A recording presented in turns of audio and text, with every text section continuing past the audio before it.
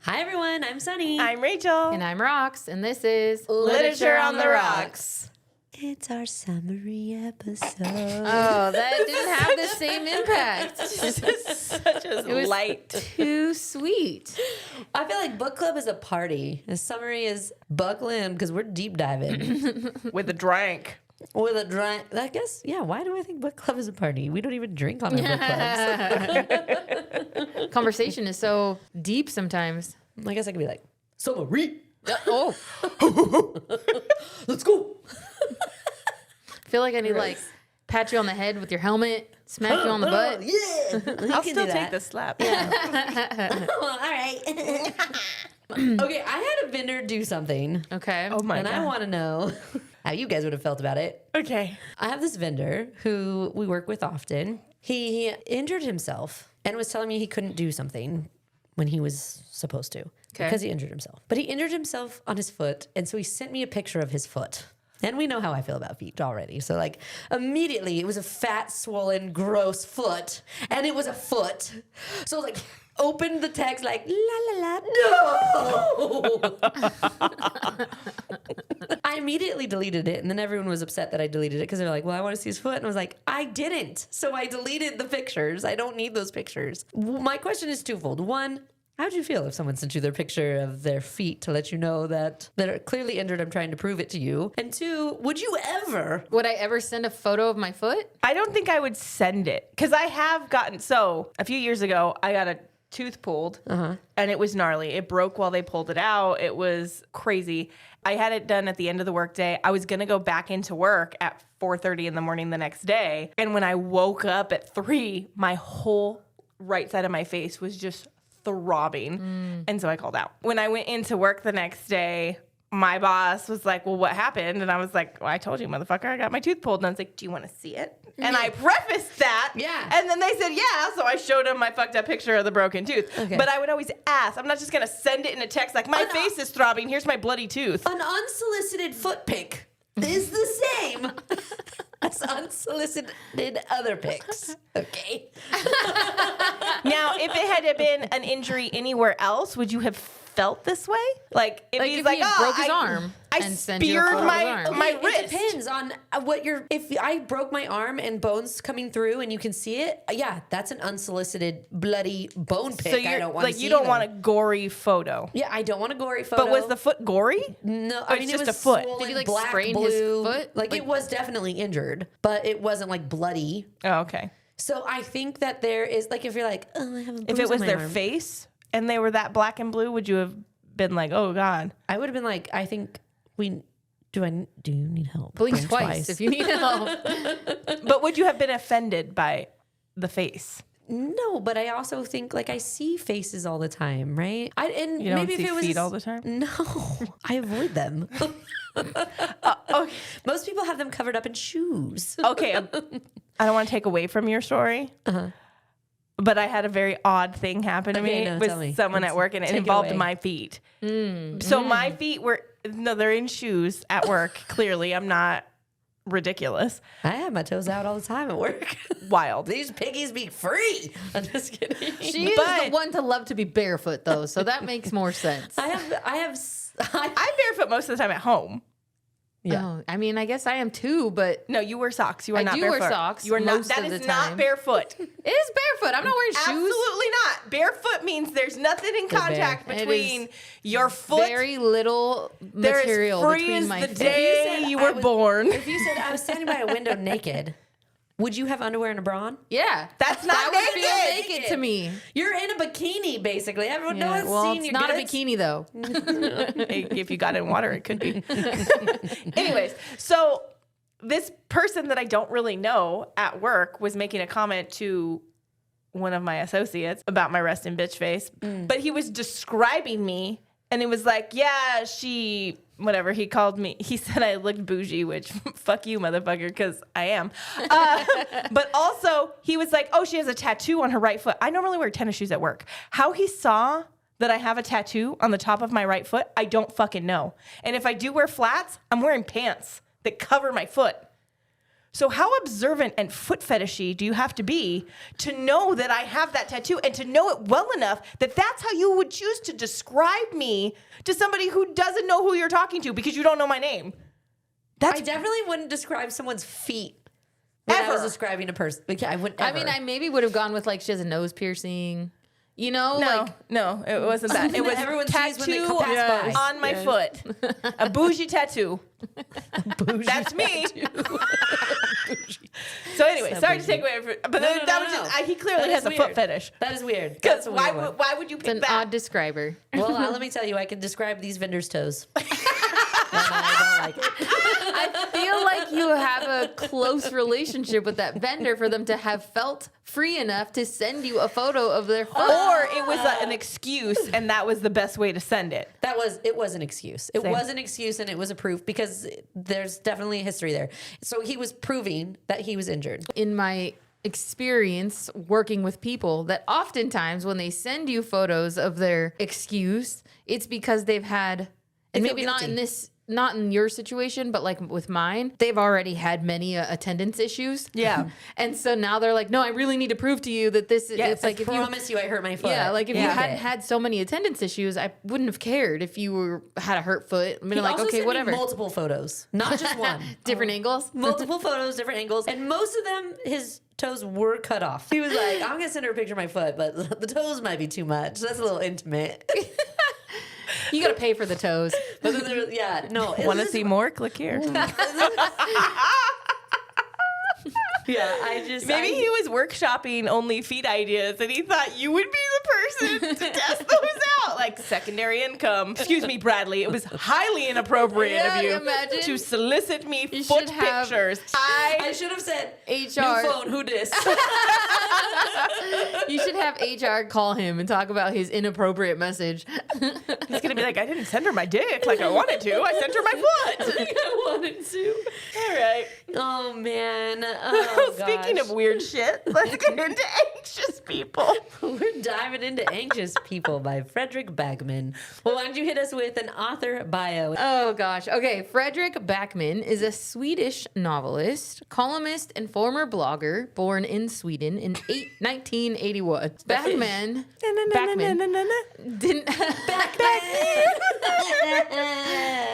didn't take a traditional path into writing. He worked a variety of jobs, including a forklift driver and a freelance writer, while building his voice through blogging and columns about everyday life.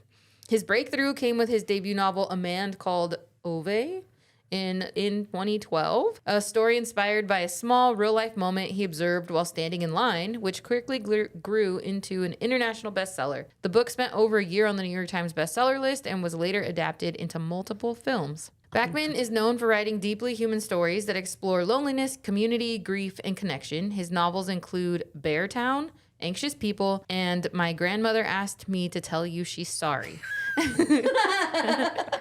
These focus less on plot twists and more on the emotional lives of ordinary people placed in extraordinary circumstances. Backman has said that many of his ideas come from everyday interactions and small human moments, which he then expands into deeply layered stories. Backman lives in Stockholm. So he lives in Stockholm with his wife and 2 children, and much of his work reflects his own experience with family, anxiety, and connection, including his nonfiction book, The Things My Son Needs to Know About the World, which is inspired by his journey into fatherhood. I kind of want to read that one. I don't know how emotionally Charged available I am for it. Today, his books are published in dozens of countries and languages, and he's widely recognized for his ability to make readers laugh, cry, and feel seen. Oh my gosh. Do you have a summary Okay. for this wonderful novel? I do. So Anxious People starts with what should be a simple crime and immediately goes off the rails. A would-be bank robber ends up in a situation no one planned for, trapping a group of strangers together in a space that quickly becomes more emotional than dangerous. But the story isn't really about the crime. It's about the people in the room, all carrying their own quiet struggles, regrets, and anxieties. As their stories unfold, you start to see how deeply human they all are and how their lives overlap in ways they don't even realize at first. It's a messy, a little chaotic, sometimes funny, and sometimes heartbreaking, and ultimately a reminder that most people are just doing their best, even when it doesn't look like it. Pip, pip. All right. Oh my gosh. I'm excited to try this cocktail. Here. Oh, yeah. Let's talk about the cocktail. yeah. Jesus. Right. So this cocktail, it was when we were talking about it. So when you read the book, a lot of times throughout the book, he starts talking about like, this book is about blah, blah, blah. And at one point he does say, this book, maybe it's about idiots. Like he changes it throughout the book, what it's about. And at one point he says idiots. And so we were like, let's make it a cocktail that's simple enough that even an idiot could make it, but it needs to feel a little bit complex and then in the end still be enjoyable. So our cocktail today, we are calling the I'm Fine Fizz. I'm Fine Fizz. It's got 2 ounces of vodka, 1 ounce of elderflower liqueur, 1 ounce of fresh lemon juice, and then we shook it up. We topped it with some Prosecco and a Salt Bay pinch of salt, which is, if you watch the video, that's what that is, okay? Not a goose. Not a Or goose. swan. And then we did do a drizzle of honey down the side of it. So that's it. All right. Cheers. Cheers. Cheers. Oh, Okay. I think I like this. Like, it is really simple. Yeah. It was easy to make. Vodka, lemon juice, Prosecco. And elderflower liqueur. That's that. Yeah. It's very light and like airy. I And feel like it's kind of Lemony like champagne. Yeah. This is what it gives me. But it kind Like of a is like limoncello. the story where it's, But less it sweet. feels complicated when you're talking about it, but then it's not. Yeah, After you get down to actually, everything, it's not. Yeah. Yes. It's a perfect cocktail for anxious people. Yes, it is. The book. Who would have thought? But also maybe actually anxious people. I don't know if anxious people should be drinking. I feel I good. am so I'm pretty surprised by the anxious. salt in here. Oh, yeah. Maybe it gives it a little bit like enhances that the tart. flavor a little bit. Yeah. Yeah, because the lemon's not super biting. Yeah. So maybe that helped that. Oh, maybe, yeah. Because it was a lot of lemon juice. It was. Anyways, recommend. Yeah. All right, right, let's let's get jump into it. into this. So my... Oh, yeah, go. what if we did the Rob Bass song? You guys sing It takes chumps to make a thing go right. It takes chunks to make it out of sight. Hey! Okay. Thank you. Okay, so let's get into my chumps. It's chapters 1 through 13. The narrator introduces the story as a bank robbery / hostage drama. The book is said to be about many things, but centralizes on idiots and one single bad idea. Yeah. Hence the idiot-proof drink that we created. The bank robber is introduced. There's someone who left home with a fake gun, and that set off a chain of unfortunate events. This book does go back and forth. It's like kind of all over the place. It's really, Yeah, the it does. timeline is wild. It's not just like from start to finish. It's all over the place. Forward, backwards, then 10 years ago. Yeah. Yeah. Yeah. It really so makes you anxious. I think, yeah, right. Flashing back to 10 years ago, there is an unknown man standing on a bridge at the end of his life, quote unquote. And so you get these like little flashes of pieces all throughout the book until Just the end where know you see they go yeah. back together. Yeah. Coming back to the present day, it's the day before New Year's Eve. A young police officer named Jack interviews one of the former hostages, who is a real estate agent. All of the characters have great voices for who they play. Yes, and their personalities are really shining through in Yes, the audiobook. for sure. The agent was hosting an open house for the apartment where the hostages were held. She won't answer his questions directly, and she talks constantly about the agent she works for, along with selling highlights of the apartment. Like, she's turned on to sell mode, and she's not actually helping the police officer at all. He's like, why do you think they went in there? Who wouldn't with that open floor plan and those raised ceilings? He's like, bitch, that's not what I asked you. It was really funny to listen to. Yeah, it was. So the narrator explains the unusual hostage situation. The bank robber let everyone go, and the cops assumed the bank robber is still in the apartment. However, when the cops enter the apartment, they can't find the robber, and there's blood on the ground. Yes. So, like, we think they're still in here, and they're potentially hurt, and we need to figure out what's going on. Flashback again, 10 years ago, there's a man. He stood on a bridge. He's contemplating suicide. The narrator tells the reader they would have tried to stop the man because that's what a decent person would do. So, like, a lot of the times the narrator's talking to you. Like, would you have, Directly, you would have tried yeah. to stop this man. You're a decent person. You're probably thinking to yourself, I think I'm a pretty decent person. I would try and stop this man from jumping, Yeah. right? So back to the interrogation, Jack continues questioning the real estate agent. She explains that she wasn't scared during the hostage situation because she didn't believe the gun was real.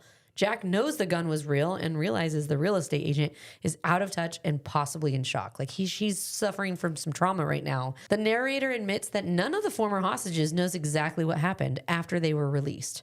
After everyone left, a gunshot sounded from the apartment and the cops entered to find lots of blood on the carpet. Jack interacts with an older cop named Jim. The narrator leaves the nature of their relationship ambiguous, but it's clear there's like some sort of complicated connection between the two officers. Jack favors rules and duty. He's younger. And Jim's motivation comes from the feeling that he's doing the right thing. He's a little bit older and out of touch with like technology and stuff. In later chapters, it's revealed that Jack is Jim's son. Jim interrupts Jack's continued interrogation of the real estate agent, thinking he is helping. But Jim can tell his son is hurting emotionally and he wants to comfort him, but doesn't know how. Flashing back to those 10 years ago to the man standing on the bridge, Jack, as a teen at the time, tries to beg the man not to jump. So his dad is a police officer growing up, and he is thinking about wanting to become a police officer. He sees this guy about to jump, and he thinks, I'm going to go save his life. The man tells him that he has children, and being a parent is hard because you're always judged by your worst moments. This was like, this whole chapter. Home. Oh, yeah. Like really struck a chord. He talks about how, like, if you're at the park and you're watching your kid play the whole time at this park, and then you look at your phone for 10 seconds and your kid gets hit in the head with a swing, everyone looks at you and says, what a horrible parent you are for letting your kid get hit in the head with a swing. Playing on your fucking phone. But they don't talk about the 2 weeks that your kid hasn't gotten hurt by anything because you've just been staring at them the whole time and making sure they're not getting hurt. But you're judged on that 2-second moment where you looked away and your kid got hurt. And the worst part is it always happens in those damn 2 seconds. Yeah. Like literally you could be the most attentive parent. You turn around for 1 second and that's the time they decide to jump off the couch. Which I felt like what's really crazy is I've never seen a kid get hurt in a park and thought, what a bad parent. Oh yeah, I me neither. shouldn't say never, but there might have been. I don't think I've ever thought bad parent. I thought not present parent. Yeah, I was gonna say I've thought more of like, hey, can you pay attention to your kid? Yeah, Because but not that they're knocking kids over But or I would doing say things. if it was an accident they got hit in the head with the swing, I would not think bad parent. No. If they fell off the slide and then they went on the monkey bars and fell and then they did right, then I'm like, okay, where's your or parents like at? a kid that's running around throwing sand at people. That's like, what I mean. Stuff like that. Not Yeah. like just the getting hit on the, because Right. kids run into walls all the damn time. And Seriously. what I mean by not being present is like, maybe they're here, but like mentally they're not. Right, And right. that doesn't make them bad, but you don't know what the hell's going on in Yeah. their life. Right. So I've never thought that. But for sure, if my kid's gotten hurt on a park, I'm thinking, wow, I'm such a bad parent. I can't believe I looked away and I looked at my phone. And I'm probably judging myself in that way. Probably Yeah. harsher than most people are judging you. Yeah, for sure.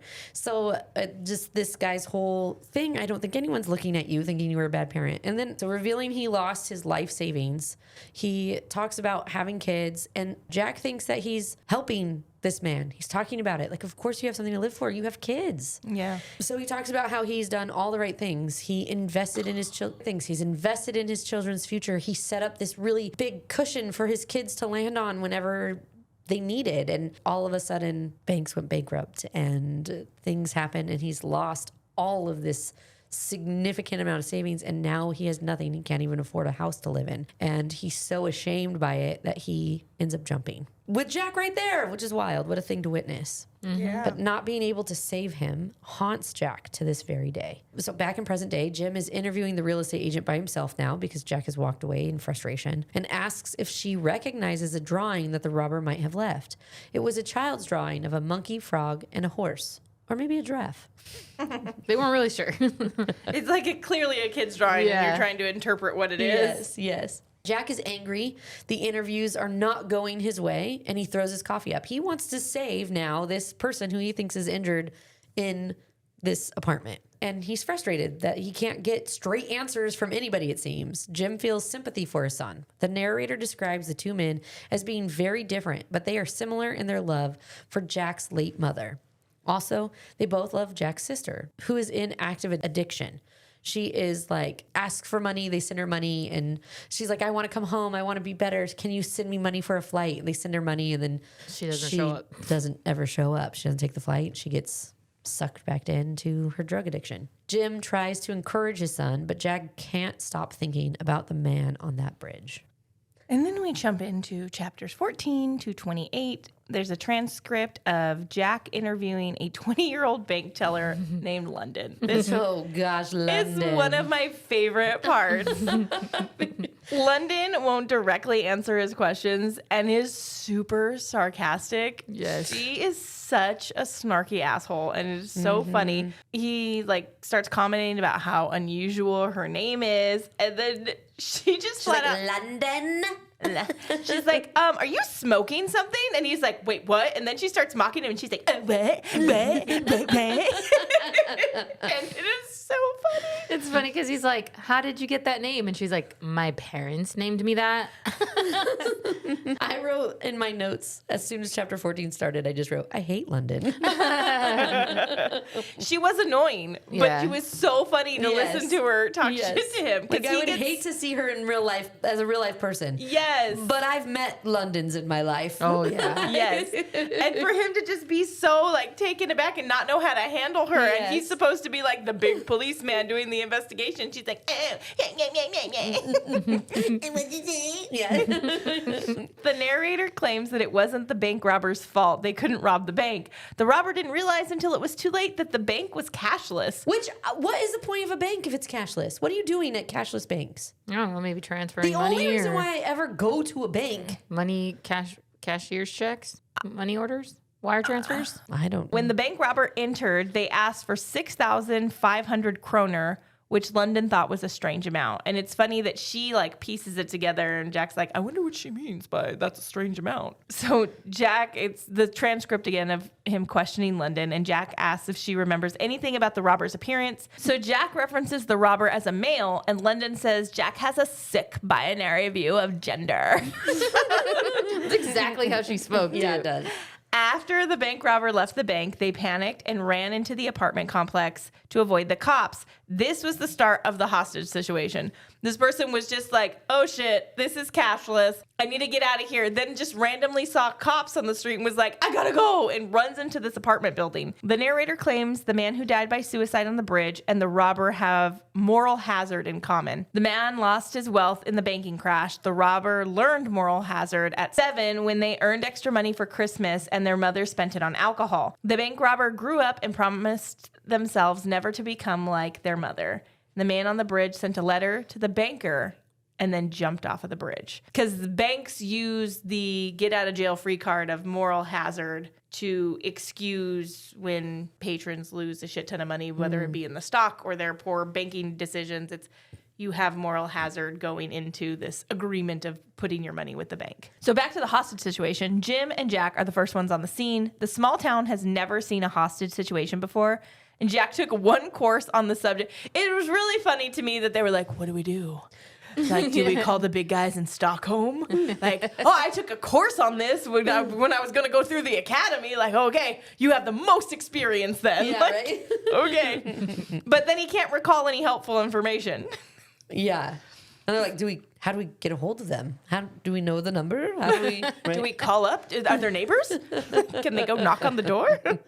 So the narrator states some truths. They believe that most people would agree that lies, stealing, and killing are wrong. Then the narrator kind of goes on this tangent, and they start wondering if it's acceptable to kill an animal that's attacking a person because they're attacking a person. All these moral conundrums. Yes, and then the narrator connects that this bank robber, a person motivated by fear of losing their children, the bank robber went through a nasty divorce after their spouse cheated with the robber's boss and then left them with nothing. Yes. Their ex threatened to take their daughters away unless they could sustain themselves, so get Which housing. is like, yeah, I'm robbing a bank and I'm killing Yes, somebody. yeah. They thought they could quietly rob a bank, use the funds to pay rent, and eventually repay the bank somehow. Because if I don't have a house, I don't get my kids. Exactly. Right. So I need to figure out, I don't have a job because my significant other is cheated, had an Was the affair breadwinner. with my boss. So I'm getting fired. I've gotten fired because my boss had an affair with my significant other. Shitty end of the stick all around. Yes. You lost I'm everything to this one Taking at scenario. least one gun into a bank.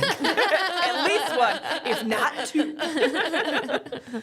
So back to the hostage drama, the police call in experts at Stockholm because they don't know what the fuck they're doing. So Jim calls the neighbors across the hall from where the hostage situation is going on, and he finds out they're a young couple, and they're in the process of breaking up. So they're going to put their house on the market. The bank robber didn't mean to start the hostage drama. They ran into the open apartment to hide. When looking at their reflection, the robber realizes they're not the captives here. I am. In the transcript, Jim and Zara, a former hostage, Zara is constantly belittling Jim and refuses to directly answer his questions. Zara is wealthy and looks down on people who aren't. And she's seen a psychologist named Nadia shortly before being held hostage, and she wants more sleeping pills because she's contemplating killing herself with the sleeping pills, but her doctor won't prescribe them anymore, and so she goes to the psychiatrist hoping they will prescribe them for her because she just needs to collect a little bit more. So Zara is confrontational with Nadia, and this is her way of keeping Nadia at a distance. She's super snarky, doesn't really go in there, and she wants to talk more about Nadia than about herself. But Nadia can immediately see that Zara is lonely. But Nadia is also like, I'm a professional. Like in her head, she's like, I'm professional. And like the diagnosis isn't just that she's lonely, but clearly she's lonely. Like, yeah. So Nadia realizes. And she doesn't give her the sleeping pills. No, she's like, I'm not giving them to you. Nadia realizes just how ill Zara is when they're going back and forth. And Zara's like, well, it's because I have cancer. No. And she was like, oh my God, I'm. Like in Nadia's head, it all like clicks. Like, oh my God, you have cancer. Like you have a serious terminal illness. Like, when did you get diagnosed? Like she starts talking to her and she's like, well, obviously I don't have cancer. I was lying to make my point. And she was like, what the fuck, Zara? And she does that the whole time. Yes. To everybody. Yes. So Nadia. And everyone is beneath her. No one is as smart as her. She is a very smart woman. And she is. She was the head of the bank. Yeah, I was going to say she's like runs a bank. And she has so much opinions about how banks run and economy and how people use banks. And anybody who puts their money in a bank is an idiot because we basically tell you we're probably going to lose it. Yeah. It's a risk you're taking. Moral hazard. Please sign. Yes. So Nadia develops some empathy for Zara, and Nadia asks Zara to interpret a painting in her office. And Zara says that the woman might be thinking of suicide, and Nadia starts to feel concerned with her. She's like, no one has ever had that because it's interpretation. Like a woman walking on a beach or something. Like it's or a bridge. Yeah, maybe. But she's not like looking like she's about to jump. I thought Nadia painted this. I did too. Like from her past. Yes. Or it was a painting of Nadia. I thought there was some sort of connection to Nadia. Yes. Back with Jim and Zara, Jim keeps pushing Zara for straight answers. She does answer one question honestly. When Jim asked why she wasn't scared of the pistol, she said she's been contemplating to kill herself. So why am I going to be scared of this person hauling ass in here with a gun? Here we go again. Yeah. She was surprised to realize that when confronted with death, she wanted to live. Weird how that works. Flashback. Session between Nadia and Zara. Zara tells Nadia about her new hobby of viewing middle-class apartments, which is how she ended up in this damn hostage situation. She doesn't tell Nadia that she's been doing this for 10 years to cope with the guilt of one of her banking customers jumping off of a bridge. She feels responsible for the man on the bridge's suicide. And before leaving the session, Zara asks Nadia if she believes that there are bad people in the world. Nadia says yes. And Zara doesn't say it out loud, but she believes that she's a bad person. She carries around the unopened letter from the man who died by suicide, believing it to be a declaration of how bad she is. The narrator reiterates this is a story about idiots. A week after the man on the bridge died, a teenage girl stood on the edge of the same bridge. The girl was Nadia. She didn't have any obvious trauma or grief. She was just sad. Extreme loneliness led her to the bridge, but Jack saw her. He was like, not a fucking again. Not a week later. He runs up to her side, doesn't even talk to her, just pulls her down off of the edge of the bridge. And he pulls her so hard that she hits her head. She wakes up in the hospital. She's never seen Jack again since. But Zara witnessed Jack saving Nadia that day. And Zara could never bring herself to approach Nadia, but she followed her life, which is how she ended up at her door. She was creepily stalking her. Yes. For years. Yes. Now she's like, I'll hire you to be my therapist. So I can find out more about you, more intimate details. Then we flashback moments before the robber entered the apartment. The apartment viewing is said to be a disaster right from the start. The potential buyers are all arguing about something. Zara is being judgmental of the decor. Annalena and Roger, a retired couple, are making false accusations to lower the interest. Like they go in, like me up. they are going into these things to buy and flip them. Like that's their retirement fund. Mold? Yeah. It smells damp in here. There's got to be mold. And he's like, not now, Anna. Like I told you to say that this time. So Julia and Ro are a young pregnant couple, and they're arguing about whether or not to buy the place. Ro is kind of felt very much like a hippie, and they were just about like vibes and like this isn't Free the right. love. Oh, yeah. Yeah, this isn't the right place. And Julia's like heavily pregnant. Like we just need to pick a fucking house. She's like, Yeah. just like it. Yeah, because they'd seen multiple homes. Yeah. And Ro just cannot decide because she needs a She's cheese room finding and a something wrong like, with yes. this. Yes. So Zara is the first to notice the robber, and when Annalena notices the ski mask and the gun, she yells, "We're being robbed!" And everyone except Zara starts panicking. And that starts my chumps, which is 29 through 43. So then we jump to the transcript of Jack interrogating Annalena. She doesn't answer his questions and recounts her marriage troubles instead.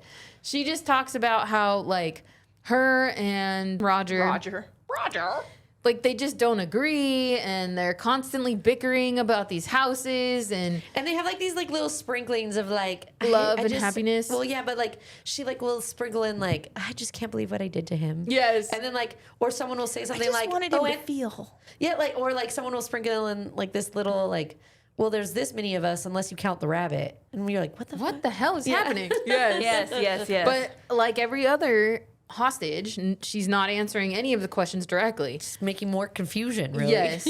Then we jump to the narrator, and the narrator says the hostages don't take the bank robber seriously. Roger keeps provoking the robber, demanding to know if they're being robbed or held hostage. They're like, what's happening here? Because the robber, I think, goes in obviously thinking like, oh, I'm the captive person here.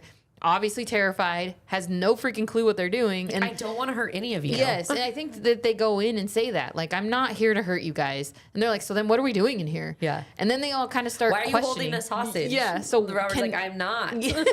Yes. And so then Zara keeps making disparaging comments about the dirty state of the apartment because she's too good to be in this middle-class apartment. And now I'm stuck in here. Yes.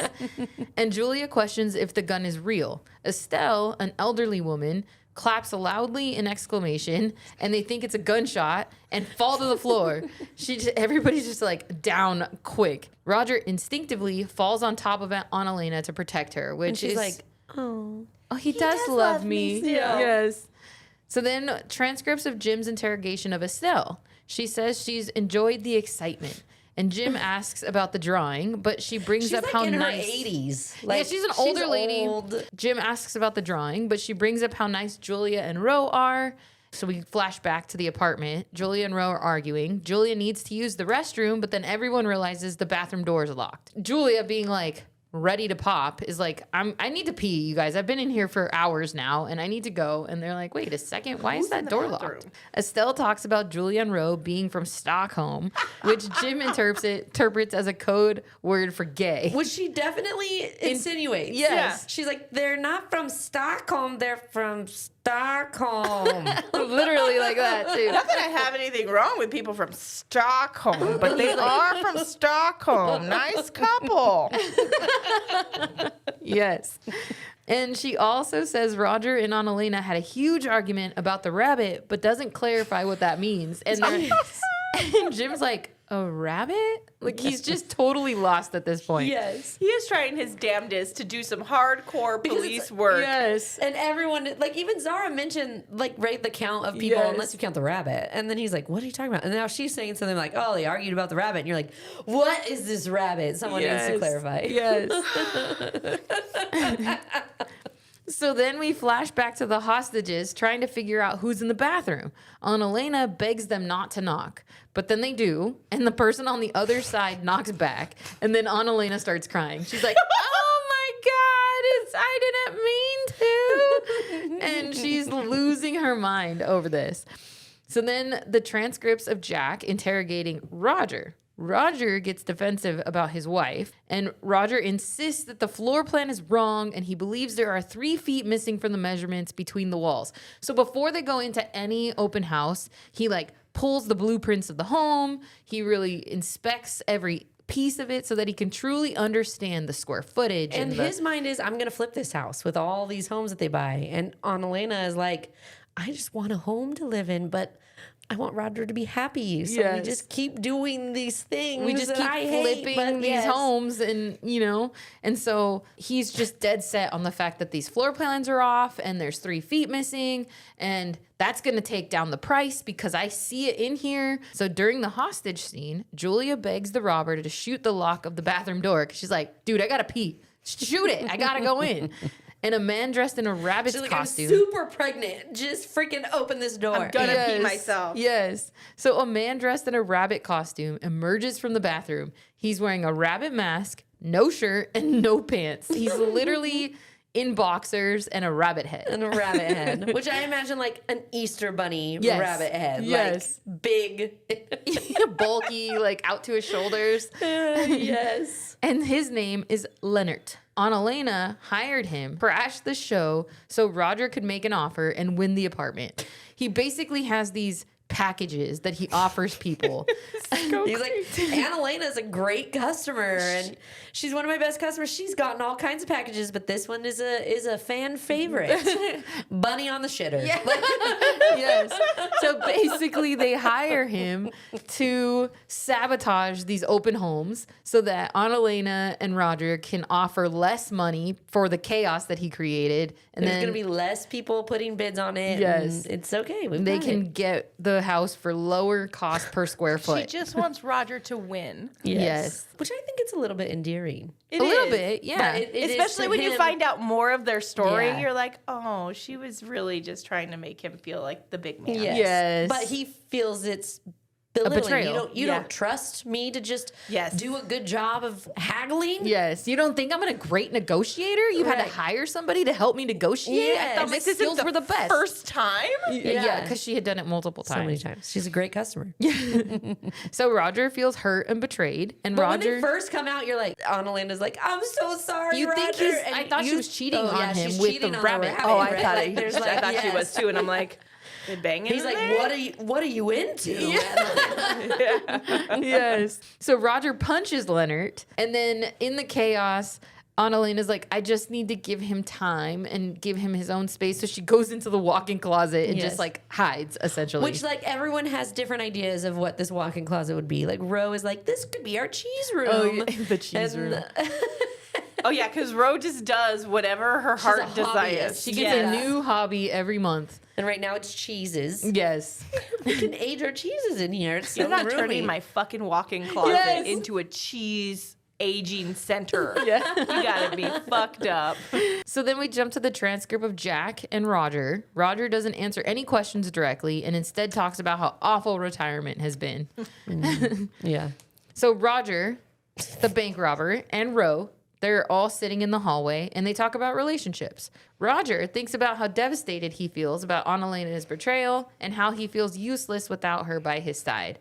You learn that they really do have a sweet relationship and that this whole thing is just a misunderstanding, but they're deep in it right now. And that is what, like, Annalena is really talking about in this interrogation is, I love Roger, I do, right? And he's like, where is the bank robber? And who is the damn rabbit? Yes.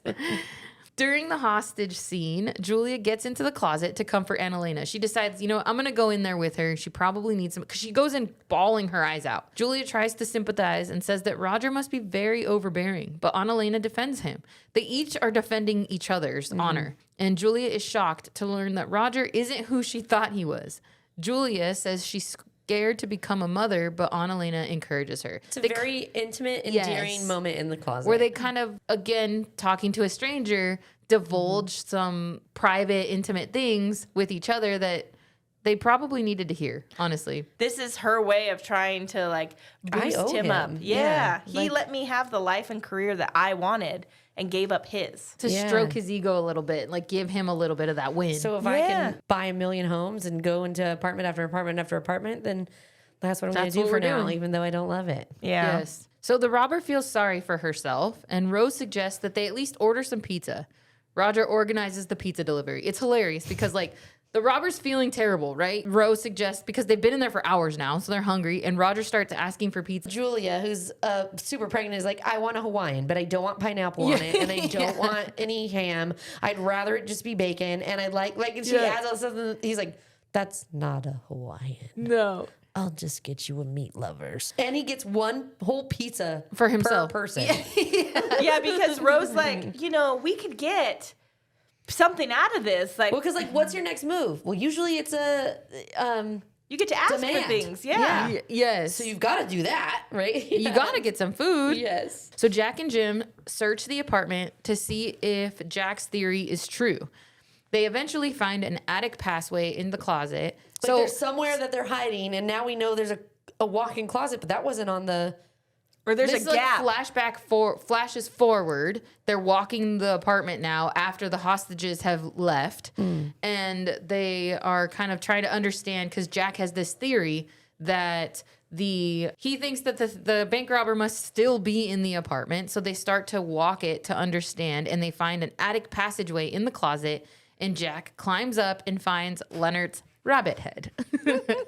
He's like, I knew it. Yes. There's someone hiding up here. Okay, so we flash back to the hostage situation, and Roger takes everyone's pizza order and attaches the order to a lime and throws it off the balcony to the waiting cops, because they're like, how are we going to get them this pizza order? He's like, well, just use this lemon or the lime.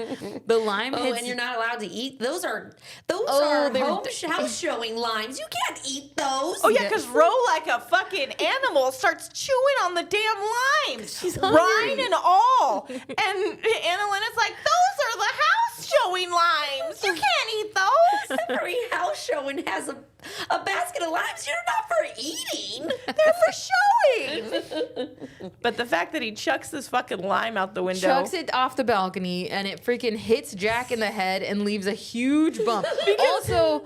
amazing aim that he actually hits the man in the head from however many stories up. Roger's been a stay-at-home daddy his whole life. He knows how to throw a ball. And that ends my chumps with Jack and this large lump on his dome piece. His lovely lady love. Check it out. Now we go into my chumps, which are 44 through 59. Jack realizes that nobody could escape through the attic passage.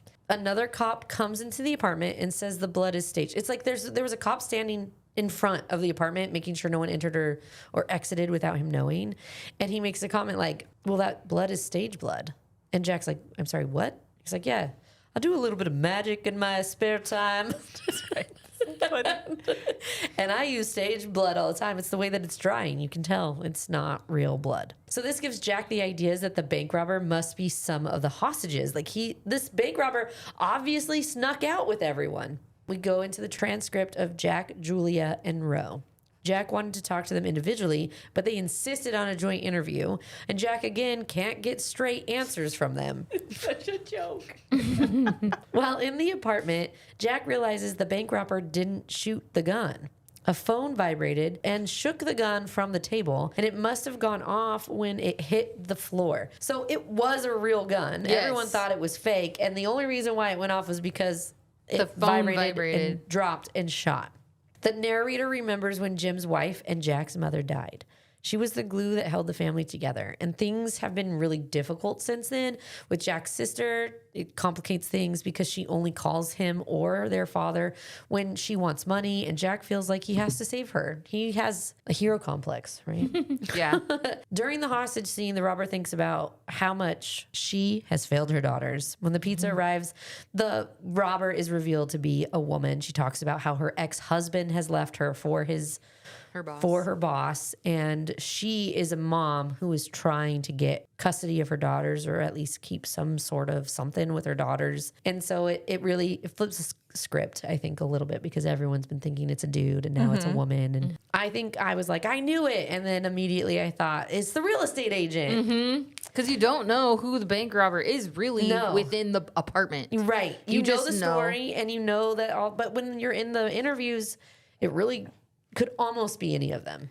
Yes. Almost. I feel like there's some people where you know it's definitely not this person. The real estate agent has been elusive, though. Yeah, I thought the real estate agent was locked in the bathroom. And then when it turned out to be Leonard, this I part. didn't know this person was a girl until this happened. And then I was like, oh shit, she's the real estate agent. Where's the real estate agent in all this? She has to be the real estate agent. Yes, that's exactly samesies. So when the pizza arrives, Zara eats pizza for the first time. In her whole life. She's never eaten pizza, and she thinks it's disgusting. Because she had a capricosa. Also, her and like Larrett have a moment, which I don't know. Oh, yeah, her and Leonard, when they're on the balcony. Yeah, when her and Leonard have a moment, like there's a little something happening on this balcony here. Back at the station, Jack accuses the real estate agent of being the bank robber, which is what we're all thinking, okay? And she's just in disguise. Like you're just pretending to be the real estate agent. The narrator thinks about Jack's mother, who was a priest. And I would have liked to have known Jack's mother. The way they described her, she sounded like a good time. because she was like, I'm a good Christian lady, but like she's a priest, but she was also a jokester and a prankster. And Jack and Jim think about her a lot. And during the hostage scene, Jack was on the phone with the hostage negotiator From Stockholm. Jim took the pizzas up to the apartment. Jack interrogates the real estate agent and keeps claiming that she is really the robber. The narrator claims this is a love story. So again, throughout this whole story, the narrator is changing what this story is about. Like, this is a story about idiots. Maybe this story is a love story. Maybe it's about a bank robber. Yeah. Maybe. Maybe it's about a mom. Yeah. To explain, they flash back to the appointment that Zara had with Nadia. Nadia believes Zara needs to feel more. Zara admits the personal detail that she listens to loud death metal in order to find peace. Like the loud death metal is the only thing that quiets her mind. Flashing back to Jack talking to the hostage negotiator, the negotiator tells a story about a hostage situation. He was able to free the hostages, but the perpetrator died by suicide afterward. The negotiator asks Jack why he turned down the promotion in Stockholm, but he doesn't answer.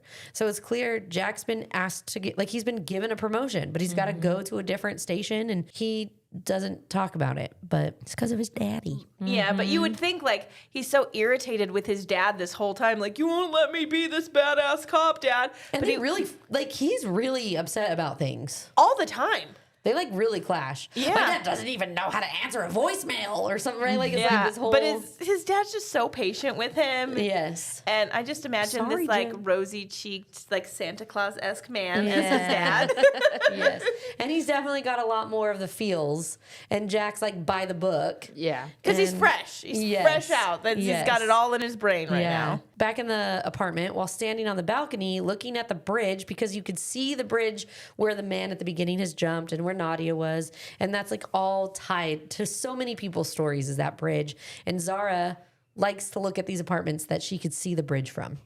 So while standing on the balcony, looking at the bridge and listening to her death metal, Leonard tries to make small talk with Zara. Oh, because that was part of Nadia's thing. She was like, you listen to it in your car. Just buy yourself headphones. So you could listen to it anywhere. Anywhere and calm Yes. yourself wherever you are. Yeah. She like gives her a prescription, but it's like, go to Best Buy at this address. Buy yourself some headphones. Estelle gets into the closet with Annalena, which Estelle is the older lady. She's in there with Annalena and Julia. Estelle talks about her marriage. Canute. Yeah. Yeah. Oh, he was out parking the car. And Estelle feels that he's on a great adventure because it comes out that he's actually passed away. And Canute is not with me, but I come and I look at these apartments, and Estelle feels that he's now on this great adventure. And while she's stuck in the beautiful prison, Canute has passed. But Annalena admits she was a senior analyst before she retired. Like she was super smart. And on the balcony, Leonard mentioned something like, oh, Annalena and Roger are going to make it. They're real love. And Annalena's probably the smartest person in this room. And Zara's like, So offended, like Yeah, you right? clearly don't know me. Did you hear her Yeah, right? talking? So she used to be a senior analyst before she retired. And this surprises Julia because she thought of her as a submissive woman. Julia admits her father was abusive, but her mother was a strong single woman. She talks about how she fell in love with Ro while she was engaged to someone else. Yeah. Estelle admits to an emotional affair with her neighbor, who loved books. She never slept with him, but she's like, They exchanged books and messages within the books. yes. And he gave her a key to his apartment. He was like, "Hey, girl, you want to come over?" It was kind of like, it was oh, let's scandalous.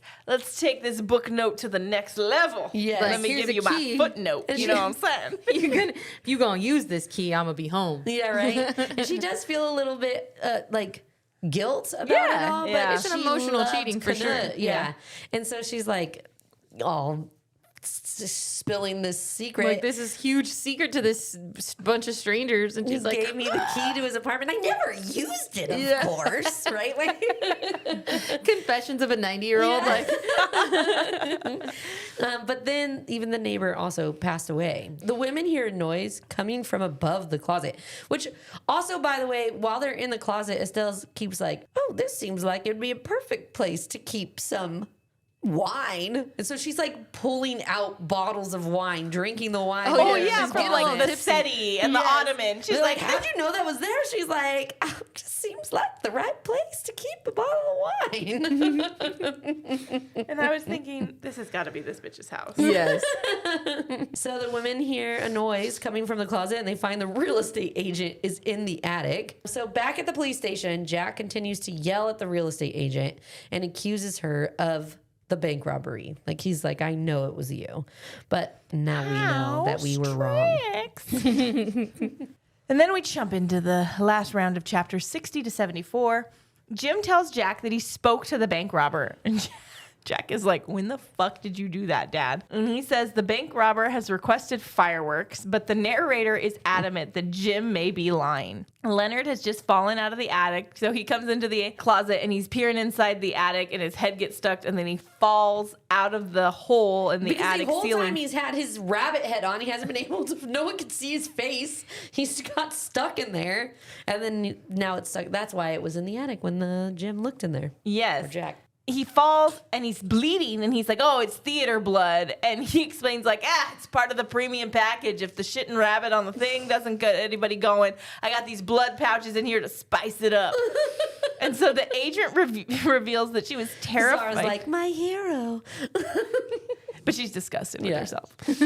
The agent reveals she was terrified of the robber and was hiding in the attic. So the robber came in, and this real estate agent was like, no, and bolted up into the attic ceiling. Yeah. In an act of kindness, said Julia Robert. asked Roger to show her how to light the fire in the fireplace because she's realizing like he's just a father figure, like just an old guy who wants to feel useful. And, so And all of his kids have grown. so Jim knocks on the door holding the pizzas, and the robber tries to answer it, but everyone stops her because they think that the cops are going to shoot her.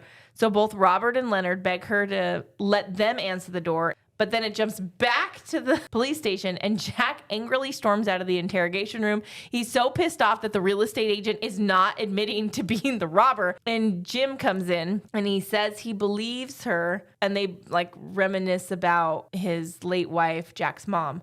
And Jack wonders how his father knows the real estate agent isn't really the bank robber, and Jim admits it's because he's been lying. Because I've talked to the bank robber. Yeah, exactly. And Jack's like, what? Yeah. So the former hostages are all released from the station together. Once outside, they ask each other how the interviews went. Estelle had given her number to the robber and gets a text saying that she's doing well. So London emerges from the station too, and everyone welcomes her. They're like this big welcoming party outside the station. Like, you were kind of a part of this, even though you weren't. Like, Yeah. you And Rose like, do you want to come with coffee? To come get coffee with us. She's kind of like, oh my God, you guys want to be my friend. Yeah. I've been so angry because nobody wants to be my friend. So Julie admits to Estelle that she and Ro bought the apartment next to hers. And Estelle's like, what do you mean? It was Estelle that was selling her apartment because her husband passed away. But the apartment across was the couple in the very beginning. When Jim called them, they were like, oh, we're breaking up and we're going to sell our apartment. And then they talked to the real estate agent, and they're like, we want to buy this apartment. And she's like, you don't put two apartments across from each other up at the same time. Oh, yeah. But she doesn't have a key for it because she's like, why would I carry around a key? And Estelle's like, I have a key to it. A different, yeah, because it was Locked up in the book emotional on her bookshelf. affair. Yes. So Jim finally tells Jack the truth. When he gave the robber the pizzas, he realized the robber was a woman, and she reminded him of his daughter. When they talked, he realized she was a good person in a bad situation, and he decided not to arrest her and for her to use the vacant apartment across the hall. They work out like the whole escape route. He's like, I know nobody's you in let there. the hostages out, and then it's going to take a minute because we have to take the hostages to the station. We're going to have to come back and look at the apartment. So if you, at that time, slip out and move into the next apartment, we'll come back and we'll storm this apartment. Yes. And she's like, but what if you guys, he's like, we can't storm that apartment. We got to go get a search warrant. We're going to have to go to the judge. Yeah. It's Right. not possible. So just slip on in there and we will never see you. Yeah. So the narrator flashes back to the hostage scene. Fireworks start going off at the bank of the river at the robber's request. And Estelle appreciates them and thinks Knut would have loved them. And everyone thinks of ways to help the robber escape. They start brainstorming. And it's revealed that the agent will soon be selling the apartment across the hall. This means it's vacant and could be a hiding spot. Unfortunately, the agent doesn't have the key. Estelle informs everyone that they're all in her apartment, and she requested a showing to ease her loneliness. Like, I was never really selling my apartment. She was thinking about it, but as people are watching, she's like, I really want it. My daughter really wants me to sell it, so I did this to appeal to her and like appease her, but I think I'll be okay. Yeah, because the whole time they're like, who has a viewing of an apartment the day before New Year's? Or Yes. like the day before New Year's Eve or whatever night it was. She reveals she has the key to the vacant apartment because it once belonged to the man she had an emotional affair with. The hostages walk out of the apartment. They walk past Jim in the hallway, and after they exit the building, Jim and the robber exchange a long glance. She tells him that his secret about helping her is safe, and she goes into the vacant apartment. Jim finishes telling Jack everything. Jack wants to be angry, so instead he goes outside to make a statement to the reporters. He covers for his father and says the robber got away. Afterwards, they go home, watch TV, and have a beer together, which Jack had never done because he's all about green juice and fitness. So Estelle expresses her gratitude for having met the other hostages. The narrator provides an overview of the characters' futures. So Roe's father passes away soon, but she'll make a good mother because she will rob banks if necessary for him. Mm-hmm. Julia and Roe's marriage will continue to grow. Zara and Leonard will ride in a taxi together, and it's implied that something romantic will start between them. Roger will take Anna Lena to a movie, which is wild because it's like a fun spending of money that he never does. Yes. Estelle will invite the bank robber and her daughters to move into her apartment with her and cover her rent. And Estelle eventually dies. The narrator also says that the bank robber prevented another robbery from happening. She found the pistol she used hidden among blankets in a basement. Because she took the pistol, the gun's real owner couldn't carry out the robbery the day after New Year's. Nadia talks to her father on the phone, but it's implied that he's Roger. And Zara admits to Nadia that she quit her job and hopes to move on to something new. Zara hands Nadia the unopened letter from the man on the bridge, and she's finally ready to hear what it says and asks Nadia to read it to her. Zara drops the letter off the bridge and watches it fall into the water. The letter said, "It wasn't your fault," and she gets into her car with Leonard afterwards, which is wild because all of these years she's like, this letter is blaming me. It's telling me I'm a bad person, and it was really leaving her absolving guilt. her. Yeah. The bank robber thinks back to the story written by her daughter. It was about a princess who felt torn between two kingdoms, and it reflected her anxieties about the divorce. One day, the robber... Sorry, I know we mentioned the photo, but we know it's the robber's photo of like the little girls drew because one of her daughters she refers to as monkey, one of them she refers to as A frog or whatever it is. Yeah. and she's the giraffe or something. Yeah. One day, the robber and her daughters are walking outside. Jim and Jack drive by in their police car, and the robber is terrified. She's like, this is it. They're coming back for me.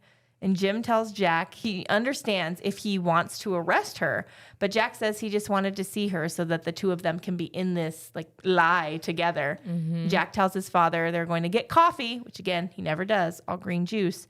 And then they're going to go drive and bring his sister home. Jack shows up in Nadia's office because he received an anonymous letter with her address on it and a picture of the bridge. The letter was really from Zara. And when Nadia answers his knock, he realizes she's the girl he saved. And after reading the letter, Nadia realizes he is the boy that saved her. This is the start of a deeper connection between the two of them. At the end, the narrator directly addresses the audience and says, "We're doing the best we can. We really are. And we should not be so hard on ourselves because at least we made it through this day." Sunny's crying.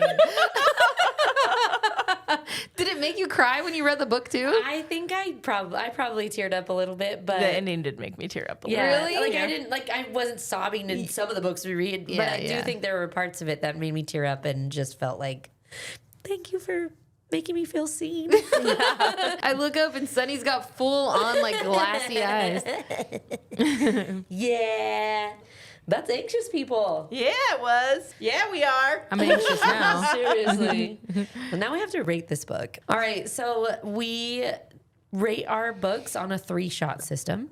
1 shot is I'm not coming back for more. 2 shots is it's good enough for another, but not worth the hangover. And 3 shots is it got me up. Yeah. All right. Well, this was my choice, and I'm going to, so I'll rate it first. But I was a little bit between 2 and 3 shots again, because, I mentioned this in the last episode. Like, it's hard to have books in the same category as these, like, some of these books that we've read have just been knocked it out of the park. Amazing. So this was one that I was around 2 to 3 shots up until the moment when you were reading that last line and I started crying again. So I'm going to rate this one 3 shots. I think that there's a chance that the next time we get together, I might say, no, I think I'd let it settle as a 2. But right now, I do think it's a 3 shot for me. I am also going to give it 3 shots. I really liked the way this book was written. Yes. It had some really fun quips that were written in there, and it deals with a lot of very serious, sad topics, but the way it was like woven and written and how it jumped back and forth, and the narrator was just funny in between until that last part where it made me cry. So I am going to say 3 shots. It made me laugh out loud in some parts. Yes. And I feel like you said, they were some heavy topics. And the way it was starting off, I was like, I don't know if I'm going to like this. But the more it got into it, I was like, oh, I would read more by him. Yeah, it was fun. It was a Yes. fun read. Yes. With all kinds of heavy topics. Yes. Yes. Yeah. So as I was listening to it, I was like, I don't know how I feel about this book. Like, it's kind of Like, okay, yeah, this is good, but also like I catch myself zoning out a little bit, maybe just because of the timing and what I was going through, I guess, at the time. But now going back and doing the chumps with you guys and reliving it, also, I feel like your guys' interpretation, your guys' comments towards certain things, and sometimes going through the chumpies really like revives the book in my mind. And then having active conversation makes it so much more enjoyable. Yeah. So in the moment, listening to it, 2 shots. But I think now, having gone back through it, I do like it more than I thought. So 3. Yeah. Yeah. Wow. All right. It's our second book of the year. We're all 3 shots. Nice. What was the other one? Dungeon Crawler. Oh, Yeah. That's a wrap on this episode of Literature on the Rocks. We unpacked Anxious People by Fredrik Backman, a story full of chaos, heart, and the reminder that everyone is just doing the best they can, even when it doesn't look like it. The prompts are live now, so make sure you go answer them before next week's book club. We can't wait to hear your thoughts. And don't forget to subscribe because we're here for you every Wednesday. And if the episode made you laugh, reflect, or feel a little too seen, go ahead and rate and review the podcast. It helps other perfectly imperfect people find their way here. Because honestly, we're all just doing our best, even when it doesn't look like it. Not a great robbery, not a great plan, but surprisingly a great story. If Anxious People made you laugh, cringe, or feel seen, follow @Lit on the Rocks Pod on Instagram and TikTok, and head to literatureontherocks.com.